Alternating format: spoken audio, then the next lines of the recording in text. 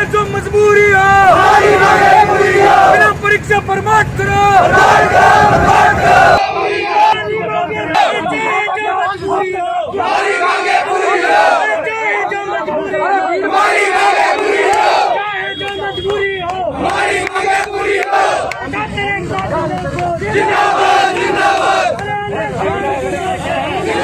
जो मजबूरी हो हमारी मांगे पूरी हो।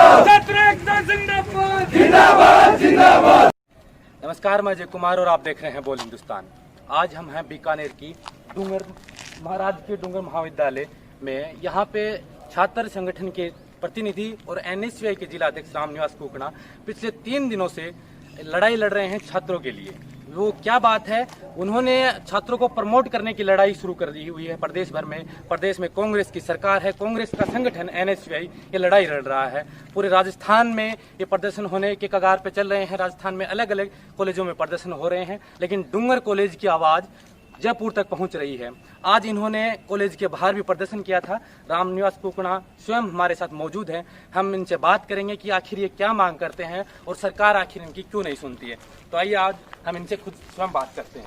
ये इनकी मांगों का इन्होंने अपना बैनर लगाया हुआ है। एनएसयूआई के बैनर के नीचे ये प्रदर्शन कर रहे हैं। आज तीसरा दिन है और तीसरे दिन इन्होंने एक सांकेतिक प्रदर्शन कर बाहर कॉलेज के बाहर इन्होंने सरकार को जताया, यहाँ के उस शिक्षा मंत्री को से आह्वान किया कि छात्रों के हितों को देखते हुए, कोरोना महामारी जो चल रही है उसमें देखते हुए कम से कम अब की बार छात्रों को प्रमोट किया जाए और जो परीक्षाएं होने के कगार पर जारी कर दिए हैं, परमिशन लेटर जारी कर दिए हैं, डेट जारी कर दी है, उसको रोका और छात्रों के हितों के लिए कम से कम अब की बार उनको प्रमोट किया जाए, फीस माफ की जाए और हॉस्टल की जो फीस थी या रूम रेंट जो था उनकी भी माफी की मांग कर रहे हैं। तो इनसे पूछते हैं आखिर पूरा मामला क्या है और ये आंदोलन को आगे किस रणनीति के आधार पर इसको आगे बढ़ाएंगे।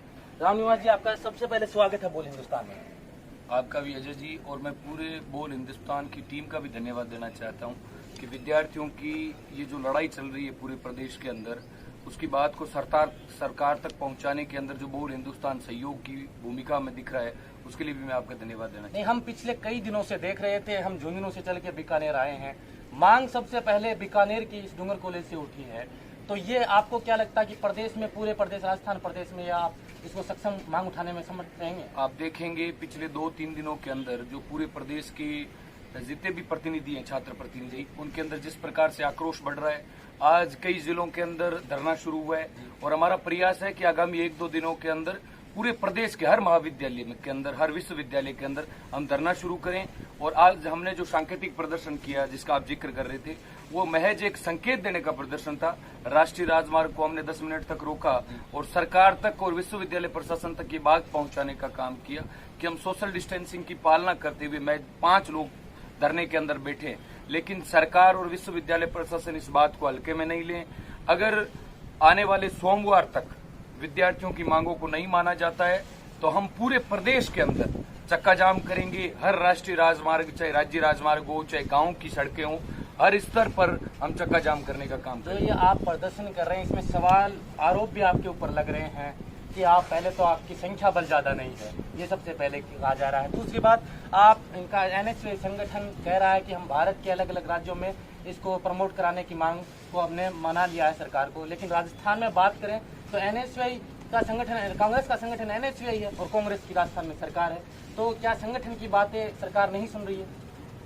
ऐसी बात नहीं है, लेकिन सबसे बड़ी जो दिक्कत आ रही है इस समय वो यही है कि जो विश्वविद्यालय हैं पूरे प्रदेश के अंदर, उनके अंदर जो कुलपति हैं वो पता नहीं किस मानसिकता के साथ बैठे हैं। उनकी जो रिपोर्टिंग हो रही है, क्योंकि सरकार ने जो कमेटी तैयार की है, जो सरकार को रिपोर्ट सौंपती है कि परीक्षाएं करवाने का माहौल है या नहीं है, या परिस्थितियां अनुकूल है या नहीं है, वो जितने भी कुलपति हैं वो ये चाहते हैं कि परीक्षाएं आयोजित हो, क्योंकि वो सरकार की छवि खराब कराना चाहते हैं। हम सरकार से शालीनता के साथ बात कर रहे हैं और हमें पूरा भरोसा है कि जिस प्रकार से कोरोना को लेकर प्रदेश की सरकार चिंतित है, उचित कदम उठा रहे हैं, उसी प्रकार से विद्यार्थियों के जीवन की सुरक्षा को देखते हुए, उनके स्वास्थ्य की सुरक्षा को देखते हुए सरकार ये फैसला तत्काल लेने का काम करेगी। कुलपति के आधार पर तय हुआ है कि परीक्षा होनी चाहिए, नहीं मतलब उनके संपर्क से, तो क्या ये जो स्टूडेंट यूनियन के लीडर्स होते हैं इनका भी कहीं रोल होना चाहिए था कि इनसे भी बातचीत करें, क्योंकि छात्रों की क्या समस्याएं हैं एक्चुअल में। जो आप बैठे हो, आपके पास फोन आते हैं लोगों के, वो छात्र बताते हैं हम इतने किलोमीटर से हैं, इतने किलोमीटर दूर है, तो आपसे भी राय लेनी तो चाहिए थी इनको, सरकार को या फिर इनके प्रतिनिधि संगठन के अध्यक्ष को इनको भी राय लेनी चाहिए थी, ली थी आपसे कुछ? जितने भी विश्वविद्यालय या महाविद्यालय बड़े हैं पूरे प्रदेश के, उनसे विचार विमर्श होना चाहिए था। जो प्रदेश के अंदर संगठन सक्रिय हैं उन संगठनों से चर्चा होनी चाहिए थी, उसके पश्चात निर्णय होना चाहिए था। मैं 2 उदाहरण आपके बीच में प्रस्तुत करना चाहता हूं। एक मेरे पास एक साथी का फोन आया दिल्ली से, जो दिल्ली के अंदर रेड जोन के अंदर अभी रह रहे हैं, जहां से आवागमन पूर्णतः बंद है और आगामी 9 तारीख से पूरे राजस्थान में सबसे पहले परीक्षाएं बीकानेर जिले के विश्वविद्यालय के अंदर शुरू हो रही है। तो उन्होंने कहा कि मैं गंगानगर के किसी महाविद्यालय के अंदर अध्ययन कर रहा हूं, वहां पर अभी लॉकडाउन लगा हुआ है, पूर्णतः कर्फ्यू लगा हुआ है। अगर मैं वहां से चलकर किसी भी प्रकार से अगर अनुमति लेकर गंगानगर आ भी जाता हूं तो 14 दिन तक मुझे क्वारंटाइन रहना पड़ेगा और 9 तारीख से परीक्षा शुरू है। इसलिए दूसरी अधिकांश जो लड़के पढ़ रहे हैं हमारे विश्वविद्यालयों महाविद्यालयों के अंदर, वो ग्रामीण क्षेत्र से आ रहे हैं। अभी छात्रावास बंद पड़े हैं, कमरे जिनके अंदर वो किराए में रह रहे थे वो बंद पड़े, तो विद्यार्थियों की रहने की कोई व्यवस्था नहीं है।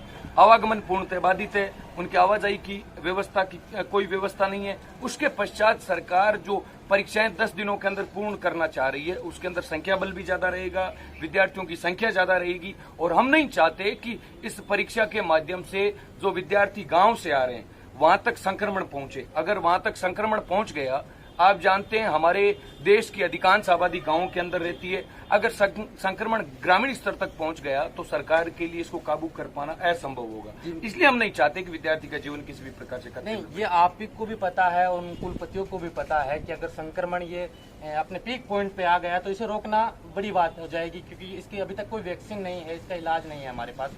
और एक ग्रामीण प्रवेश में जैसे ही प्रवेश कर जाएगा कोरोना तो इसको रोकना नामुमकिन है, उनको भी पता है। तो आपने धरना प्रदर्शन जो शुरू किया उससे पहले आपने यहाँ कॉलेज के लोगों से या फिर अपनी बात ज्ञापन के माध्यम से जब बताई थी इन लोगों को, तो उन्होंने क्या आश्वासन दिए थे आपको?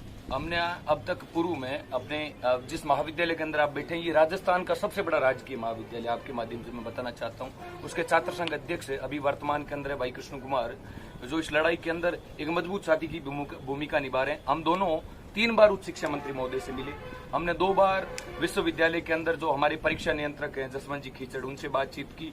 हम नहीं चाहते कि हम धरने पर बैठे, हम नहीं चाहते कि हमें भूख हड़ताल करनी पड़े, हम नहीं चाहते कि हमें राष्ट्रीय राजमार्ग रोकना पड़े। लेकिन अगर विश्वविद्यालय प्रशासन विद्यार्थियों के जीवन की परवाह नहीं करता है, तब छात्र प्रतिनिधि होने के नाते हमारी नहीं, उन्होंने कोई आश्वासन आपको दिया था कि आपने उनको बताया कि भाई ये समस्याएं हैं, इन समस्याओं का सामना करना पड़ेगा, परिसर भी इतना बड़ा नहीं है? क्योंकि अभी हाल ही में 12th की परीक्षा हुई थी, 12वीं क्लास की परीक्षा हुई थी, तो आपने हाल देखे होंगे कैसे भीड़ इकट्ठा हुआ करती थी स्कूल के आगे, तो वैसी हालत यहाँ कॉलेजों में भी होगी, तो वो आपने उनको बताया होगा। तो उन्होंने कोई आश्वासन दिया क्या? हमने हर स्थिति से उन्हें अवगत करवाया।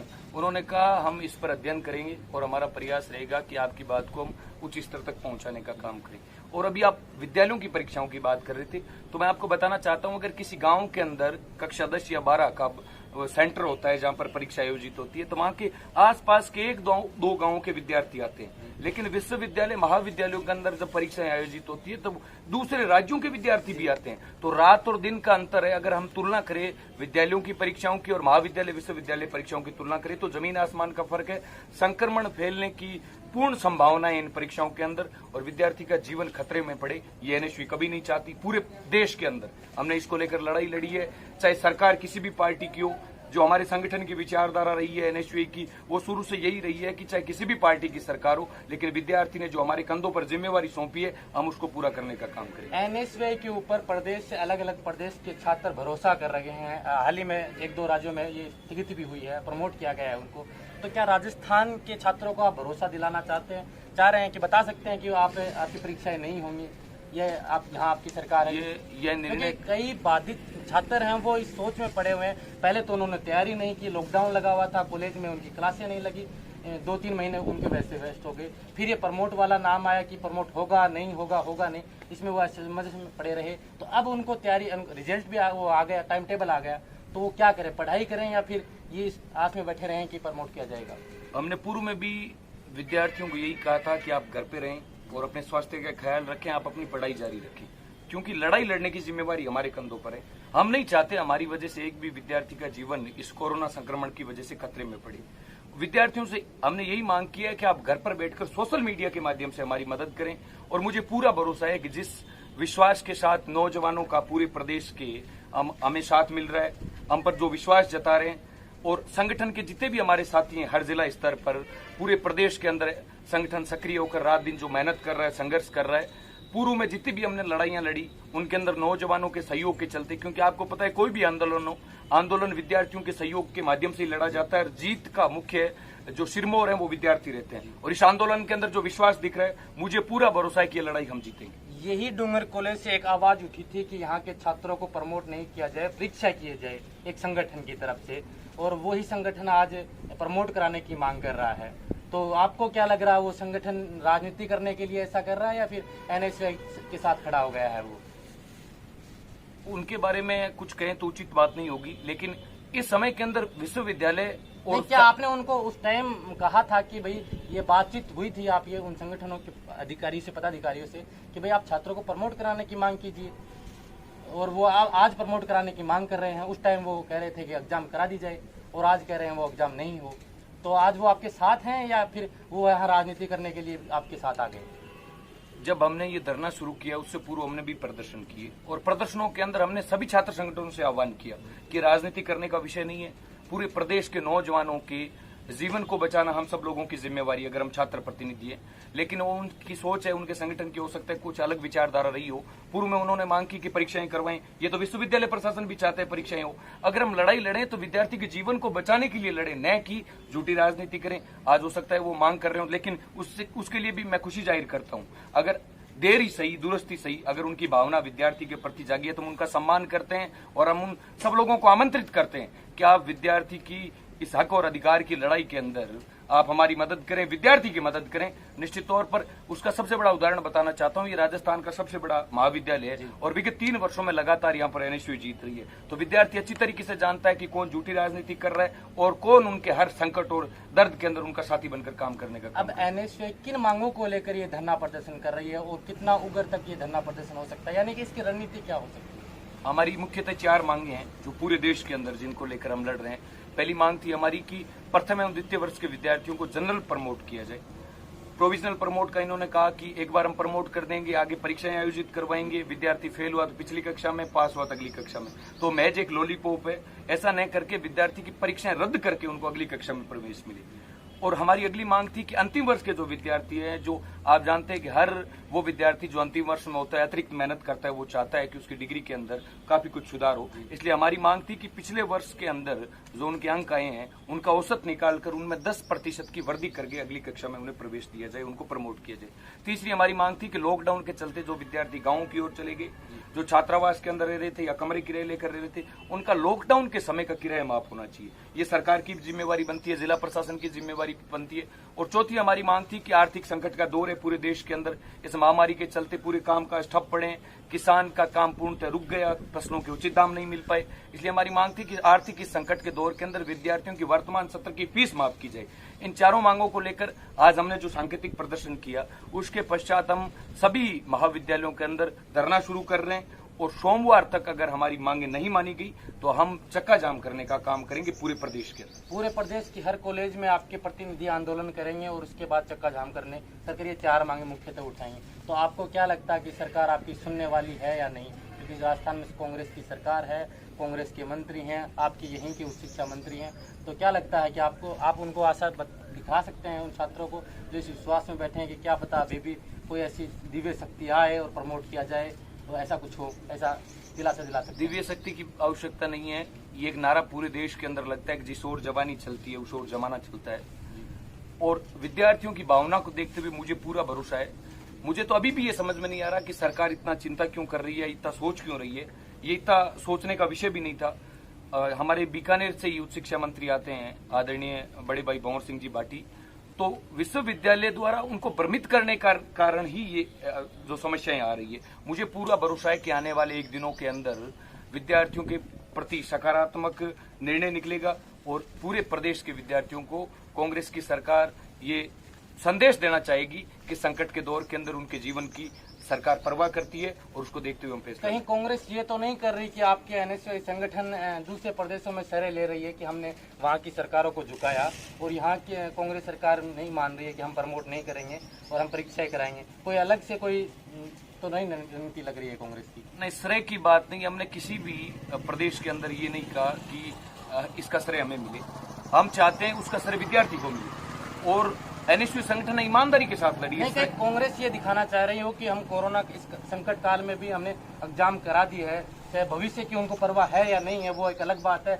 उसके बाद में क्या परिणाम होंगे और परिणामों को भुगतने के लिए कितने विद्यार्थियों को सामना करना पड़ेगा, ये अभी तक हम अनुमान लगा सकते हैं, मात्र हमें पता भी नहीं कि कौन, अगर एक पॉजिटिव आ गए इस कॉलेज में, यहाँ कितने स्ट्रेंथ है इस कॉलेज में?